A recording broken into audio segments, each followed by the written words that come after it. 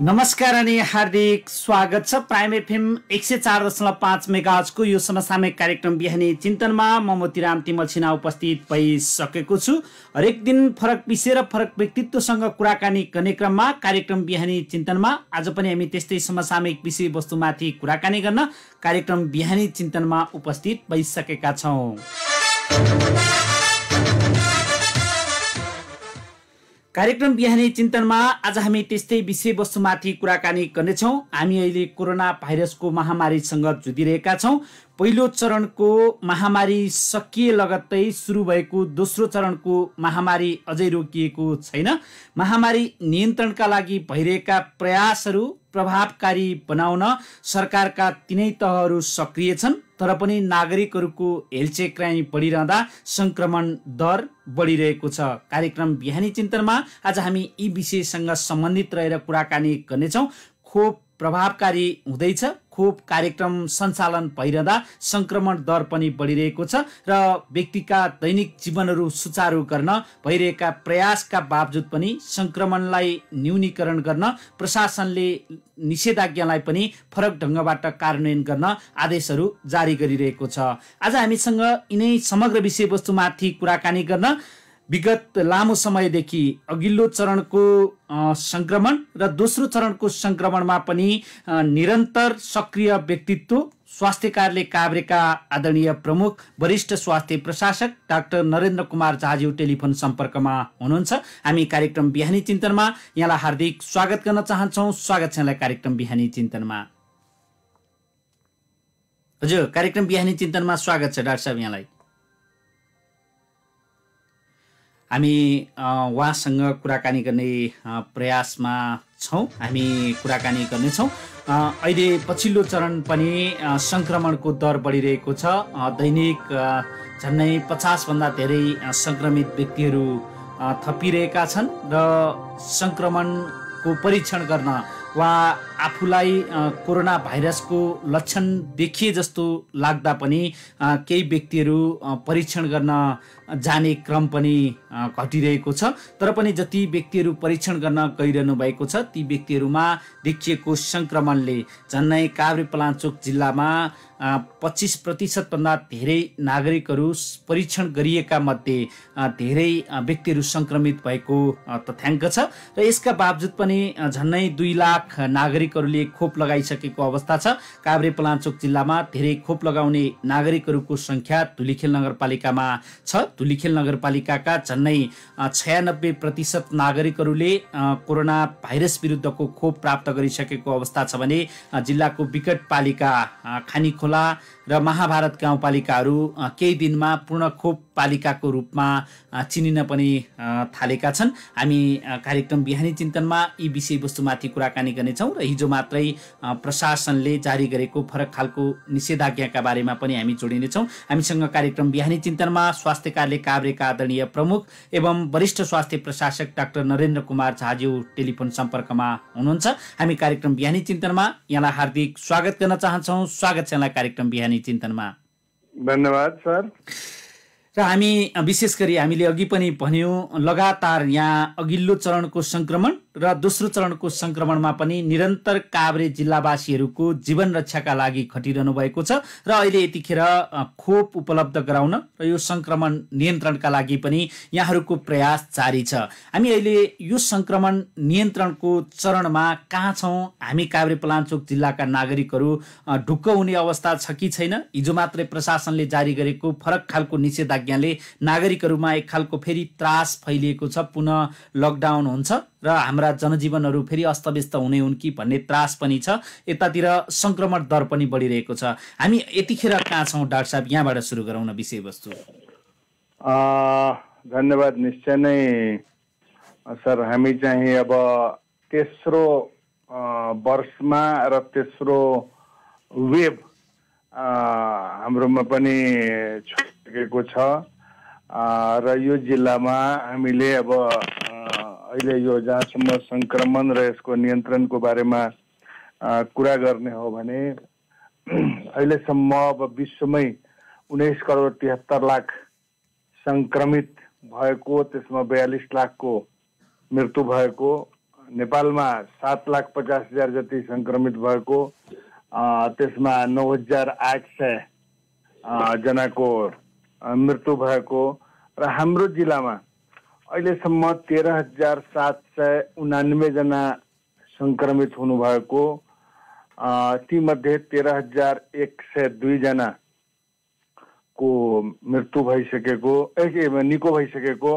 र 257 जना यो जिल्लामा विगतको 2टा वेभमा मृत्यु भएको, तीमध्ये 185 जना हाम्रो जिल्लाका र 72 जना अन्य जिल्लाबाट चाहिँ मृत्यु भएको र अहिलेको अवस्था हेर्दाखेरि 502 जना सक्रिय संक्रमित हाम्रो जिल्लामा हुनुहुन्छ र तीमध्ये धुलीखेल नगरपालिकामा मात्रै 135 जना, बनेपामा 119 जना, त्यस्तै पनौतीमा 66 जना, पाँचखालमा 63 जना, नवबुद्धमा 57 जना, यसरी गरेर क्रमशः र गाउँपालिकाहरूमध्ये बेथानचोकमा अत्याधिक संख्या रहेको छ र यो संख्या हुँदा हामीले निश्चय नै जसरी हजुरले कुरा गर्नुभयो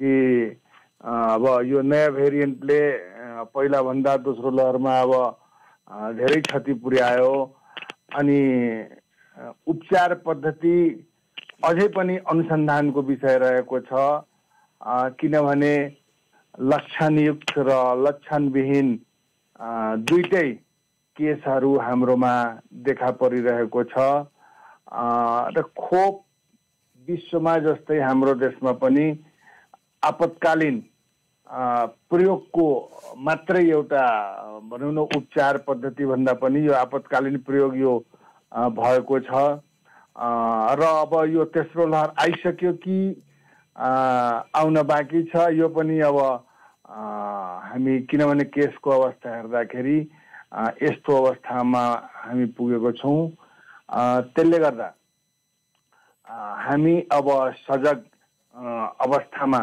अब जानु पर्यो। अवस्था चाहिँ यस्तो छ।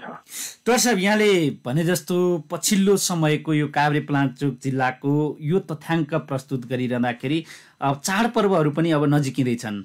चाडपर्वहरू नजिकिने, व्यक्तिका दैनिक जीवनहरू सहज बनाउन अहिले हामीले देखिरहेका छौँ प्राय अधिकांश पेसा व्यवसायहरू खुलिसकेको, विद्यालय लगायतका केही व्यवसायहरू खुल्न बाँकी रहेको, तर पनि नागरिकहरूमा चाहिँ अब कोभिडै छैन जस्तो, कोभिड नै हराइसके जस्तो, हामीले दुई पटक खोप लगाइसकेका छौँ, खोप लगाएको नागरिकलाई चाहिँ सङ्क्रमण हुँदैन जस्तो यो खालको व्यवहारहरू अहिले हुन थालेको हो वा कसरी अहिले यो सङ्क्रमण फेरि बढिरहेको छ? विगतमा 100 जना हुँदै हामी 200 जना हुँदै जिल्ला लकडाउन गर्नुपर्ने, सिल गर्नुपर्ने अवस्था अहिले बिस्तारै हटेको, 500 जना सक्रिय संक्रमित हुँदा पनि हामी सामान्य जस्तो लिन थालिसकेका छौँ। यो यसलाई कसरी हेरौँ हामी? यस्तो छ, के छ भने दैनिक नागरिकको दैनिक जीवनयापन पनि हेर्नु पर्यो। कृषि, उद्योग, सँगसँगै आधारभूत सेवाहरू, अत्यावश्यक सेवाहरू पनि हेर्नु पर्यो। यसकारण सरकारले चाहिँ कोभिड-19 संक्रमण जोखिम नियन्त्रणको लागि एउटा कार्यविधि पनि बनायो। अब अहिले चाहिँ ब्ल्याङ्केट रूपमा जानुभन्दा पनि वैज्ञानिक र व्यावहारिक रूपमा कसरी जाने त्यसको लागि एउटा मापदण्ड पनि सरकारले बनाएको छ। यो एकातिर फरक छ। अर्कोतिर कस्तो भयो भने हजुरले भन्ने जस्तै 100-200 केस हुँदा पहिला हामी लकडाउनमा को अवस्थामा जान्थ्यौँ। यी सबै कुराहरू एकातिर त के छ भने मैले अघि पनि भने नागरिकको दैनिक जीवनयापनको कुरो छ। नागरिकमा एउटा भय त्रास पनि छ, तर त्यो दैनिक जीवनयापनसँग जोडिएको कुरा भएको हुनाले एकातिर अलिकति हेलचक्राइ पनि छ। जसरी 2टा खोप लगाए म, अब कोरोना लाग्दैन मलाई, यो पनि एक हिसाबको नागरिकमा अब अदृश्य रूपमा यो पनि एउटा भान छ भने अर्कोतिर अलिकति अब यो रोजीरोटीको सवालमा हेलचक्राइ पनि छ। तर कोरोनाले यो सबै कसैलाई हेर्दैन। 2टा भ्याक्सिन लगाइसके पनि यदि हामी सामाजिक दूरी, मास्कको प्रयोग, सेनिटाइजरको प्रयोग भनौँ न हामी चनाखो भएनौँ भने कोरोनाको संक्रमण भएको छ। फरक के छ भने भ्याक्सिन लगाएको मान्छेलाई संक्रमणको अवस्था जुन छ त्यति सिरियस या त्यति सिभियर गराउँदैन, उसलाई चाहिँ जोगाउँछ। तर जसले भ्याक्सिन लगाएका छैनन् त्यसलाई चाहिँ त्यो चाहिँ छैन। यसकारण चाहिँ सरकारले अहिले कोभिड-19 संक्रमण जोखिम नियन्त्रणको लागि एउटा कार्यविधि निर्देशिका बनाएको छ, जुन वैज्ञानिक र व्यावहारिक लकडाउन कसरी गर्ने त्यसबारेमा त्यसले बोलेको छ र त्यसको एउटा निश्चित मापदण्डहरू छ।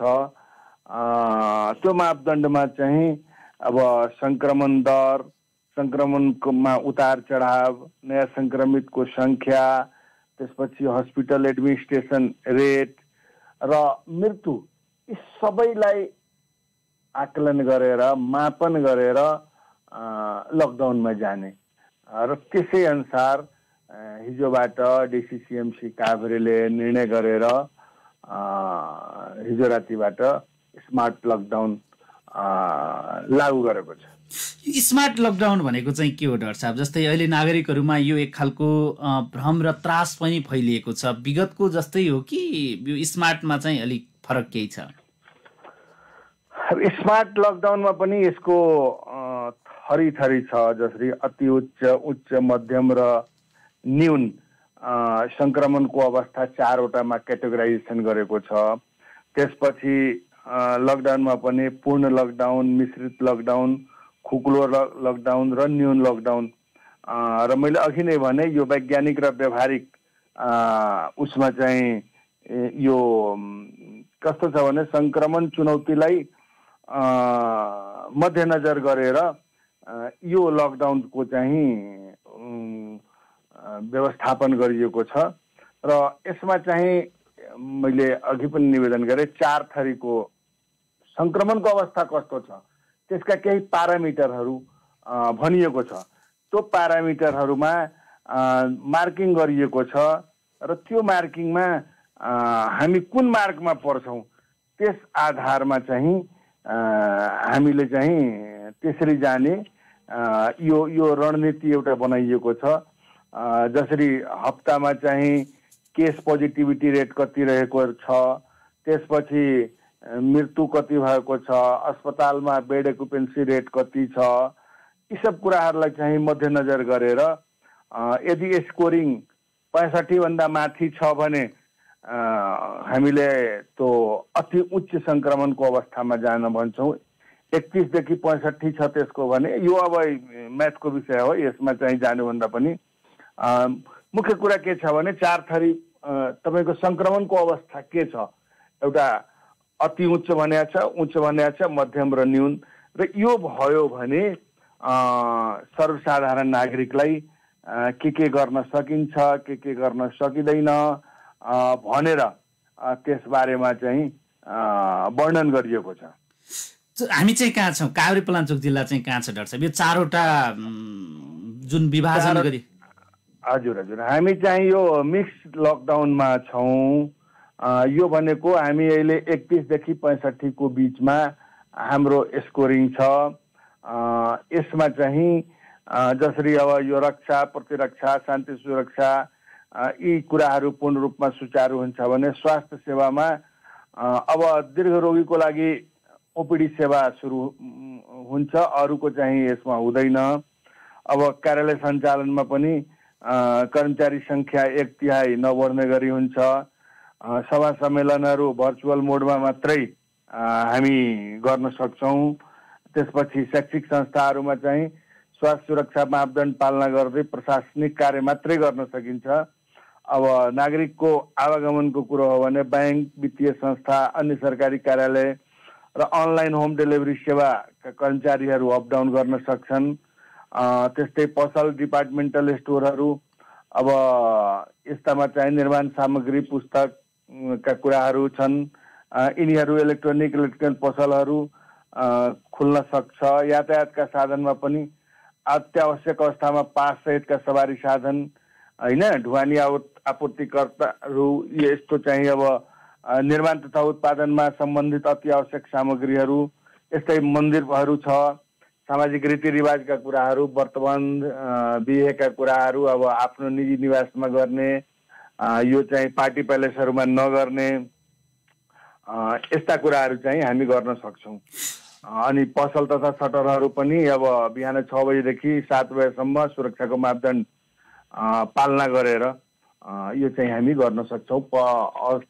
होटल रेस्टुरेन्टहरू पनि अब take away system, home delivery system जुन छ त्यो चाहिँ हामी गर्न सक्छौँ। यो अवस्थामा छौँ। तर अहिले आम नागरिकहरूको चासो र गुनासो चाहिँ आदेश जारी हुन्छ, कार्यान्वयन हुँदैन भन्ने छ नि डाक्टर साहब, के छ यो चाहिँ? आदेश त नागरिक आफैले पालना गर्नुपर्ने हो, यसको अनुगमन। एक्ज्याक्टली मैले दिने जवाब हजुरले नै भन्नुभयो कि प्रशासन या पुलिस या यो डिसिसिएमसी रोडमा आएर एकछिन आएको बेला सटर बन्द गर्ने, हिँडिसकेपछि सटर खोल्ने भन्दा पनि नागरिक आफै चनाखो हुनु पर्यो यो कुरामा। किनभने कोरोनाले धनी गरिब पार्टी या के भन्छ उच्च नीच यस्तो चिज हेर्दैन। नागरिकको आवागमन हुन्छ या एकअर्कामा चाहिँ जब हाम्रो सम्पर्क हुन्छ, भौतिक रूपमा हामी एकअरूसँग भेट्छौँ अनि सङ्क्रमणको दर बढ्ने हो। त्यसले गर्दा डिसिसिएमसी या जिल्ला सुरक्षा समितिबाट यसको सुपरभिजन त हुन्छ नै, तर नागरिक आफै चनाखो हुनुपर्छ यो कुरो। यहाँले भने जस्तो अब अहिले चाहिँ हामी ठ्याक्कै अघि यहाँले जुन विवरणहरू बताउनु भयो, अस्पतालकोमा बिरामीको सङ्ख्या, सङ्क्रमितहरूको व्यक्तिको सङ्ख्या र मृत्यु दर चाहिँ काभ्रेमा अहिले पछिल्लो चरणमा चाहिँ के छ? अब कस्तो छ भने यो एक हप्ताभित्रैमै एक दिन मात्रै 3 जनाको मृत्यु भयो, हिजो पनि मृत्यु भयो। त्यसले गर्दा अहिलेसम्मको जुन रेट छ, सङ्क्रमण दर पनि बढ्दै गइरहेको छ, मृत्यु दर पनि बढ्दै गइरहेको छ, जुन चाहिँ विगत 3 हप्तादेखि यो अवस्था थिएन। र अहिले पनि हिजो राति पनि 3-4 जना मान्छेलाई भेन्टिलेटर चाहिएको थियो। काठमाडौँका अस्पतालदेखि धुलीखेलमा हाम्रो अब 5 वटा भेन्टिलेटर प्याक थियो, आइसियु पनि प्याक छ। त्यसले गर्दा म रातभरि अब त्यसैको कसरत गरिरहेको थिएँ, मान्छे हाम्रो नागरिकलाई कसरी जोगाउन सकिन्छ त्यसको लागि। सङ्क्रमणको दर एकदम बढ्दै गइरहेको छ र सङ्क्रमितहरूमध्ये मृत्यु पनि एकदम हुने सङ्ख्या बढ्दै गइरहेको छ।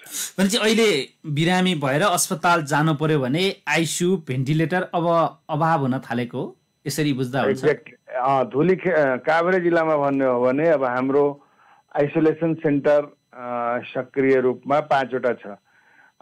बनेपा नगरपालिकाको एउटा छुट्टै छ, त्यो चाइना टाउनमा भने शेर मेमोरियल हस्पिटलमा छ, जहाँ एचडियू बेड छ, भेन्टिलेटर छैन त्यहाँ, र सेमी आइसियु छ।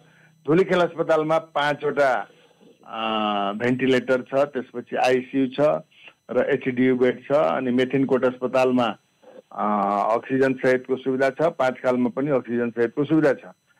अब धुलीखेल अस्पतालमा पूर्वका धेरै जिल्लाका नागरिकहरू र इभेन भक्तपुरसम्मका नागरिकहरू आउनुहुन्छ। अहिले 5 वटै भेन्टिलेटर त्यहाँ प्याक छ र आइसियु पनि प्याक छ त्यहाँ। त्यसले गर्दा हामीले अब त्यही बुझ्नु पर्यो कि भोलि बिरामी भएर कहाँ जाने। यसकारण चाहिँ अब हामीले आफैले चनाखो भएनौँ भने स्थिति विषम हुँदै गयो।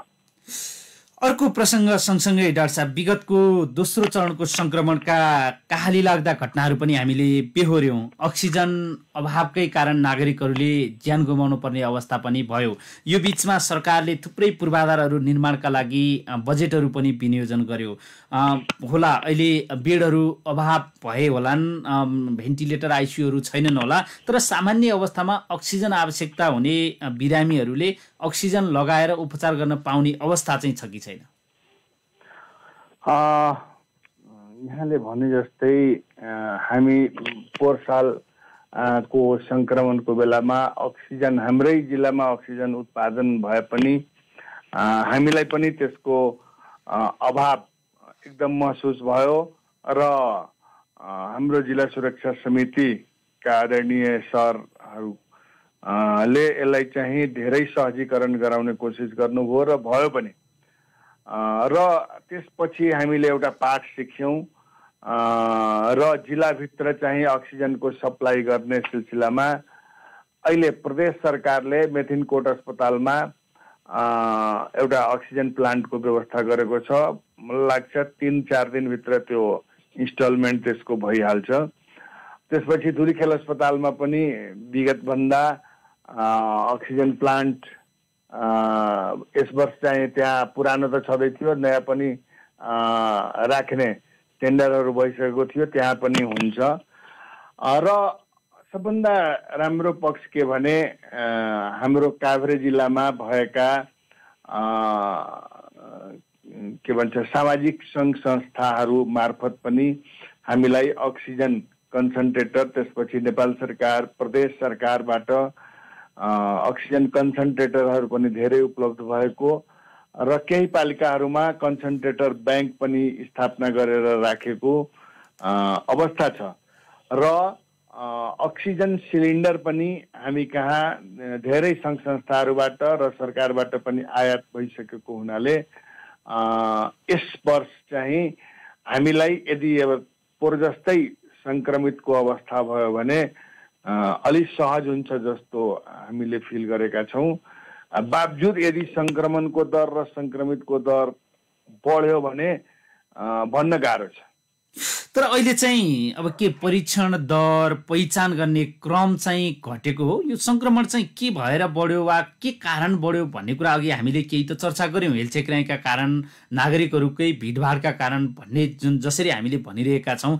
तर अहिले के परीक्षण र पहिचान गर्ने काम चाहिँ जति विगतमा गरियो पालिकाहरूले पनि द्रुत गतिमा गरिरहेका थिए, अहिले चाहिँ त्यो छैन हो? अहिले चाहिँ नागरिकहरू आफै बिरामी परेर परीक्षण गर्न आएको आधारमा हामी यो तथ्याङ्कहरू भनिरहेका छौँ, लिइरहेका छौँ कि के छ अहिले अवस्था? निश्चय नै यो कुरा यहाँले भने जस्तै परीक्षण दर अलिक कम नै भएको हो। किनभने पहिला पहिला हाम्रो पालिकाहरूको केस इन्भेस्टिगेसन टिम हुन्थ्यो। जसले एउटा केस पोजिटिभ भयो भने उहाँका सम्पर्कका व्यक्तिहरू सबैको पहिचान गरी उहाँहरूको स्वाब कलेक्सन गर्ने र त्यसपछि टेस्ट गर्ने काम हुन्थ्यो। तर गत वर्षदेखि नै यसमा चाहिँ अलिक कमी आएको छ र यस वर्ष पनि अब एउटा कुरा के छ भने अस्पतालका भौतिक पूर्वाधारहरू हामी बढायौँ तर जनशक्ति हामीले बढाएका छैनौँ। यो हाम्रो एउटा विडम्बना हो। जनशक्ति हामीमा अहिले पनि अस्थायी करारका जनशक्तिहरू हुनुहुन्छ र केस चाहिँ बढ्दै गइरहेको छ। सँगसँगै हामीले निरन्तर रूपमा अहिले खोप दिइरहेछौँ। त्यसले गर्दा एउटै जनशक्ति दुईतिर भ्याइ नभ्याइ भएको छ। यसले गर्दा स्थानीय तहहरूबाट जुन हामीले केस इन्भेस्टिगेसन टिम हाम्रो खट्थ्यो र नागरिकमा त्यो पहिचानको लागि हामीले स्वाब सङ्कलन गर्थ्यौँ, त्यसमा अलिक कमी आएको छ। तर पिसिआर मेथडबाट त्यो चाहिँ कमी आएको छ। एन्टिजेन चाहिँ फाटफुट हरेक पालिकामा भइ नै रहेको छ र एउटा त्यसमा पनि एउटा इम्पोर्टेन्ट कुरो के छ भने हामी जति परीक्षण गर्छौँ, थोरै परीक्षण गर्छौँ तर त्यसमा पोजिटिभिटी रेट बढी निस्किरहेको छ। पहिला हामी 100वटा केस गर्दाखेरि 12, 13, 15, 8 यसरी चाहिँ पोजिटिभ निस्किन्थ्यो भने अहिले 100वटा केस गर्दाखेरि 30 देखि 35 को बिचमा पोजिटिभिटी रेट चाहिँ हाम्रोमा देखा पर्न थालेको छ। यसले गर्दा सङ्क्रमणको आकलन गर्ने हो भने हामी उच्च सङ्क्रमणमा हामी जाँदैछौँ। एउटा त्यो देखिन्छ भने दोस्रो कुरो के छ भने हाम्रा स्वास्थ्यकर्मी या हाम्रा नागरिकले ठ्याक्कै सङ्क्रमितहरूको पहिचान गरेर भनौँ न हाम्रो डायग्नोस्टिक क्राइटेरिया जुन छ त्यो चाहिँ हाम्रो राम्रो छ। यो पनि फिल भएको छ हामीले। अर्को चाहिँ अहिले धेरै बिरामीहरू गाउँमा जसरी ग्रामीण क्षेत्रमा वा शहरी क्षेत्रमा पनि कोरोना भाइरससँग लक्षण मिल्ने तर परीक्षण गर्न नजाने। अब अहिले चाहिँ के छ, यो धेरै हामीले के देखिरहेका छौँ भने मलाई सन्चो चाहिँ छैन तर म किन परीक्षण गर्ने, यो कोभिडै हो भनेर आफै औषधि चलाउने वा त्यसलाई नियन्त्रण गर्न प्रयास गर्ने चलन पनि देखियो। यसलाई चाहिँ हामीले कसरी हेरिरहेका छौँ, केही सूचनाहरू यहाँहरू समक्ष आइपुगेको छ। म यसमा जोडेर एक दुईटा कुराहरू भन्छु। जसरी विगतको संक्रमणको अवस्थामा पनि गत वर्ष चाहिँ यसरी संक्रमितहरू हुँदाखेरि सोसल मिडियाबाट हामीले हाम्रा नागरिकहरूलाई औषधि समेत, हाम्रो देशमा त के छ भने म एउटा चिकित्सक छु, मेरै अगाडि कसैले कुनै रोगको बारेमा कुरा गर्दाखेरि अरूले चाहिँ त्यहाँ सल्लाह दिइरहेको हुन्छ। हाम्रो त भनेपछि हामी कहाँ अब गाउँघरमै अब डाक्टरहरू धेरै भइसकेका छन्। सामाजिक सञ्जालका डाक्टर पनि यति भइदिए कि गत वर्ष पनि यहाँहरू पनि हेर्नुभयो होला, सामाजिक सञ्जालमा एउटा उपचारको लिस्ट नै निकालिदिन्थ्यो र नागरिकहरूले त्यो औषधिहरू सेवन गर्दाखेरि मल्टी अर्गेन फेलियर भएर मृत्यु हुनेको संख्या पनि गत आर्थिक वर्षमा धेरै नोटिसमा छ हाम्रो। त्यसले गर्दा हामीले अहिले पनि के भन्छौँ भने अहिले कोरोना जस्तै लक्षण भएको फ्लू लाइक सिन्ड्रोमहरू अहिले कम्युनिटीमा छ, तर त्यो कोरोना हो कि होइन त्यो छुट्याउनको लागि PCR एन्टिजेनबाट हामी चेक गर्नुपर्छ। त्यसैले गर्दा म समस्त जिल्लावासी नागरिकहरू, आमा बुवा, दिदी बहिनी, दाजुभाइ सबैलाई के आग्रह गर्छु भने यदि हामीलाई मौसमी फ्लू नै रहेको छ या कोरोना जस्तै लक्षण भएका हामीलाई यदि देखा परिरहेको छ भने प्लिज आफ्नो पालिकाको स्वास्थ्य शाखामा सम्पर्क गरेर या नजिकको स्वास्थ्य संस्थामा सम्पर्क गर्नु, स्वास्थ्य कर्मीको सल्लाह सुझाव लिनुहोस्। आवश्यकता परे PCR टेस्ट गराउनु, एन्टिजेन टेस्ट गराउनु, तर आफै चिकित्सक नबनौँ, आफै आफ्नो उपचारमा नलागौँ। यसले गर्दा भोलिका दिनमा एकदम समस्या हुन्छ। अर्को चाहिँ डाक्टर साहब, यो धेरै चासो र चिन्ताको विषय चाहिँ संक्रमण एकपटक भइसकेपछि मलाई संक्रमण हुँदैन वा मैले खोप लगाइसकेको छु। अघि पनि यहाँले भन्नुभयो खोप लगाएका व्यक्तिहरूलाई पनि संक्रमण भइरहेको छ, तर पनि व्यक्तिलाई चाहिँ एकपटक संक्रमण भएपछि खोप लगाएपछि मलाई हुँदैन भन्ने खालको एउटा सोचाइ पनि बुझिन्छ, सुनिन्छ। अर्को चाहिँ कोभिड भइसकेर निको भइसके पछाडि फेरि बिरामीहरूको सङ्ख्या चाहिँ थपिन थाल्यो भन्ने चाहिँ गुनासोहरू पनि आउँछ। यसलाई चाहिँ काभ्रे जिल्लामा केही सूचनाहरू वा तथ्याङ्कहरू छन्? एकचोटि संक्रमण भएका व्यक्तिहरू 3 महिना नपुग्दै फेरि संक्रमित पनि भएको छ। खोपहरू लगाइसकेको व्यक्तिहरू पनि छ। मैले सुरुमै कार्यक्रमको सुरुमै मैले एउटा कुरा के निवेदन गरेको थिएँ भने यसको औषधि पनि अहिले अनुसन्धानको विषय छ र खोप पनि आपतकालीन प्रयोग भएको छ। त्यसले गर्दा कुनै पनि चिज 100% भन्न सक्ने अवस्था केही छैन। त्यसले गर्दा खोप लाउँदा एउटा कुरा मात्रै के देखिएको छ भने खोप लगाइसकेपछि अस्पतालमा भर्ना हुँदाखेरि जुन हाम्रो सिभिरिटी छ त्यसमा चाहिँ कमी आएको छ र हतपत मृत्यु हुँदैन, यति चाहिँ अहिलेसम्मको केसहरूमा देखिएको छ। त्यसले गर्दा केस देखा परिसकेपछि फेरि कोरोना देखिँदैन भन्ने यो चाहिँ छैन, या खोप लगाइसकेपछि फेरि कोरोना देख्दैन भन्ने छैन र हाम्रो जिल्लामा पनि त्यही अहिलेसम्मको रेकर्डहरू देखिएको छ। जस्तै खोपको सन्दर्भमा हामी त उपत्यका भन्दा अलि धेरै खोप लगाउन सक्ने जिल्लाको रूपमा चिनिएका छौँ। यहाँहरूको अथक मेहनत र प्रयासले काभ्रे जिल्लाका थुप्रै नागरिकहरू झन्नै 2 लाख नागरिकहरूले खोप लगाउने अवसर प्राप्त गरेको अवस्था छ। के छ काभ्रेमा खोप लगाउन चाहने नागरिकहरूलाई सहज अवस्था छ कि छैन? अहिले पछिल्लो चरणमा खोपको अवस्था चाहिँ के छ डाक्टर साहब?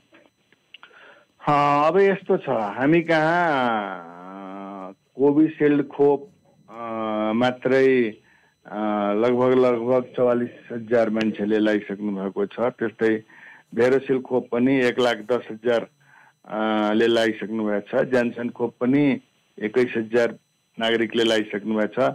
र अहिले एस्ट्राजेनेका खोप जुन भुटान सरकारबाट आएको थियो त्यो पनि 2टा पालिकामा 8,000 मान्छेले लाउनु भयो र लगभग 2 लाख डोज चाहिँ खोप हाम्रो जिल्लामा आइसकेको छ। र अब फेरि आइतबार सोमबारदेखि हामी भेरोसिलको सेकेन्ड डोज जो नागरिक बाँकी हुनुहुन्छ फर्स्ट डोज लाउनु भएका उहाँको लागि चाहिँ हामी व्यवस्थापनमा लागिरहेछौँ। र यसको सँगसँगै थप नेपाल सरकारको निर्णय अनुसार अरू खोपको जुन व्यवस्थापन हुन्छ त्यसको पनि हामी प्रयास गर्दैछौँ। र मैले यहाँ के निवेदन गर्न चाहे भने जसरी महाभारत, खानीखोला यो 2टा पालिकामा लगभग हामी अब अर्को चरणमा जाँदाखेरि 18 वर्षदेखि नै का नागरिकहरू सबैले भनौँ न अब 70-80% त्यहाँ कभरेज भइसकेको छ। अब थोरै खोप हामी त्यहाँ पठायौँ भने 2टा पालिका हाम्रो कभरेज हुन्छ। त्यस्तै तेमाल, चौरी र भुम्लोमा पनि हामी 40 को उमेरमा हामी गइसकेका छौँ। अब 18 देखि 40 का बाँकी छन्, त्यहाँ 40 भन्दा माथिको हामी सबै लगाइसकेका छौँ। दोलीखेल नगरपालिकामा पनि हाम्रो राम्रो कभरेज छ। नवबुद्ध नगरपालिकामा पनि हाम्रो राम्रो कभरेज छ। तर अबको स्ट्रेटेजी हाम्रो बजार क्षेत्रहरू जसरी बनेपा, त्यसपछि पनौतीका बजार क्षेत्र, 5 खालका बजार क्षेत्रमा चाहिँ एकदम हामी हाई कभरेजको दरमा चाहिँ हामी जाने, ब्ल्याङ्केट एप्रोचमा हामी जाने हामी त्यो प्लानिङ गर्दैछौँ। सरकारले खोप यसै अनुसार उपलब्ध गरायो भने उच्च घनत्व भएको जहाँ हाई डेन्सिटी छ त्यहाँ पपुलेसनको त्यो ठाउँमा चाहिँ हामी खोप एकदम सबै नागरिकलाई लाउने र बिस्तारै त्यसपछि पेरिफेरीमा पनि हामी जाने हामी प्लानिङ गर्दैछौँ। र यति खोप लागेको भए पनि म चाहिँ आफैमा सन्तुष्ट छैन। कति खोप ल्याएर हाम्रो नागरिकलाई लाउन सकौँ यो चाहिँ कोसिस गर्दैछु। अन्त्यमा यो संक्रमणसँग अघि यहाँले एउटा प्रसङ्ग उकाउनु भएको थियो, तेस्रो लहर आयो कि आएन, हामी अहिले के दुविधामै छौँ कि यो दोस्रो लहरले नै हामीलाई लखेटिरहेको छ, फेरि तेस्रो लहरको त हामी पर्खाइमै छौँ? अब केस हेर्दाखेरि एउटै मान्छेलाई 3 महिनाभित्र दोहोऱ्याएर संक्रमण भएको हेर्दाखेरि तेस्रो लहर जस्तो आइसक्यो जस्तो लाग्छ। तर अब अनुसन्धानको विषय छ। अहिलेसम्म तेस्रो लहर हाम्रोमा सुरु भयो भएन, अब यसको पनि अब अनुसन्धानहरू भइरहेको छ। त्यस हिसाबले चाहिँ जबसम्म त्यो डिक्लेरेसन हुँदैन भन्न गाह्रो छ। त्यसले गर्दा तर केसहरू एकदम इन्क्रिजिङ ट्रेन्डमा छ। यो हेर्दाखेरि तेस्रो लहर आइसक्यो जस्तो लागिरहेको छ।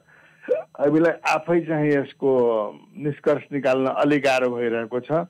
नागरिक यस्तो अवस्थामा चनाखो नै हुनुपर्छ।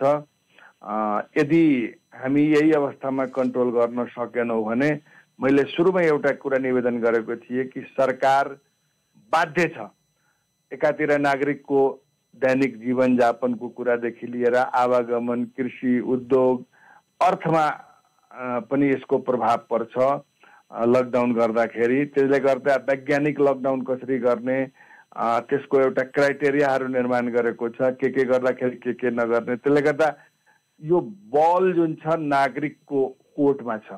नागरिकले हामी कसरी यसलाई फलो गर्छौँ कि सबैतिर एकैचोटि लकडाउन नहोस्, भूगोलको हिसाबमा संक्रमितको आधारमा भोलिका दिनमा लकडाउन होस्, यो चाहिँ सरकारको चाहना छ। तर नागरिकले हामीले बेलैमा बुद्धि पुर्याएनौँ भने फेरि भोलि पुरा जिल्ला पुरा देश लकडाउनमा जान सक्छ र योभन्दा कडा लकडाउनमा जान सक्छ। हामीले जतिसुकै स्मार्ट लकडाउनको कुरा गरे पनि हामीले भोगेका कुरा हो। लकडाउन भएपछि नागरिकको जीवनयापनमा कति गाह्रो हुँदो रहेछ। त्यसले गर्दा मैले फेरि विनम्र अनुरोध के गरेँ भने अहिले बल चाहिँ फेरि नागरिकको कोर्टमा गएको छ। अब यसलाई हामी कसरी लिन्छौँ यो नागरिकको हातमा छ। यहाँलाई विशेष धन्यवाद र आभार व्यक्त गर्न चाहन्छौँ। काभ्रेपलाञ्चोक जिल्लाको पछिल्लो अवस्थाका बारेमा जानकारी गराउने यो महत्त्वपूर्ण अवसर, महत्त्वपूर्ण विचार र महत्त्वपूर्ण समय उपलब्ध गराइदिनु भयो। प्राइम एफएम 104.5 मेगाहर्जको यो समसामयिक कार्यक्रम बिहानी चिन्तन मार्फत हामी यहाँलाई विशेष धन्यवाद र आभार व्यक्त गर्न चाहन्छौँ। धन्यवाद दिन चाहन्छु म पनि प्राइम एफएमलाई, यहाँको प्रयासलाई कि मेरो आवाज स्वास्थ्य कार्यालय डिजिसिएमसीको आवाज समस्त नागरिक समक्ष जुन पस्किदिने मौका दिनुभयो यसको लागि र म पुनः काभ्रेवासी नागरिकलाई अनुरोध गर्न चाहन्छु कि एकदम हामी बेलैमा सचेत हौँ, सुरक्षित रहौँ। धन्यवाद, नमस्कार।